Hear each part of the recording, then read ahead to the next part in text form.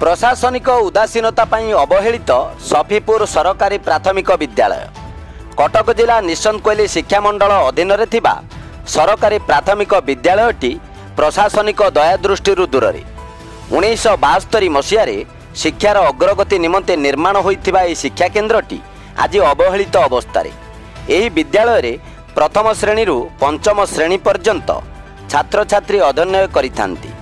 चलित शिक्षा वर्ष रे विद्यालय रे मोट छात्र छात्री संख्या 35 थिबा बेले शिक्षादान पई नियुक्ति पाइछंती जणे मात्र शिक्षक। सरकारी नियम कानून भितर शिक्षक महोदय जनक सते जेमिति अणनिश्वासी होई गलेनी।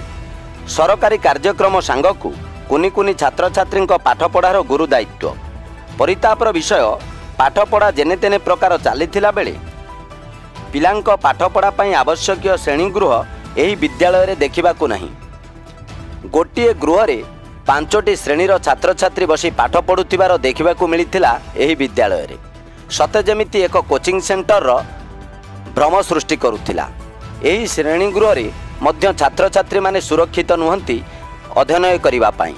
असराय वर्षा हेले छातरू पानी पड़ी श्रेणीगृह रे आंठिए आउ एहाकू विद्यालयर पाचिका तो आउ केतेबेले छात्र छात्री माने सफा कला परे पाठपढ़ा कार्यक्रम आरंभ हुए जहा एक परितापर विषय।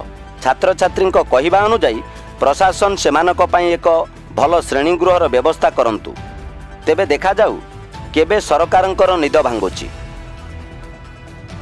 तो परिचय ना कहलो मो ना सुब्रत नायक को श्रेणी को पंचम श्रेणी सफीपुर प्राथमिक विद्यालय स्कूल।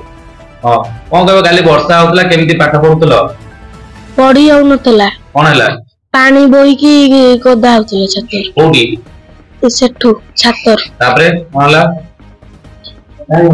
तापरे सेठी पानी भेला पालो उठाला एपट को बसिलो सब कोन खाली केमिति कलो सेमति पढलो सेमति पढलो जेडी ना तमर कहबो मोना संपूर्ण साई को श्रेणी को स्कूल चतुर्थ श्रेणी सरकारी प्राथमिक विद्यालय स्कूल। यो काली स्कूल ले वर्षा हला कोन हला पढी हो नथिला कोन हला पानी कोन पड़ला सर एई कर पड़थिला कोन हला तापरे पढी हो नथिला केमिति करलो कोनी से पर घर से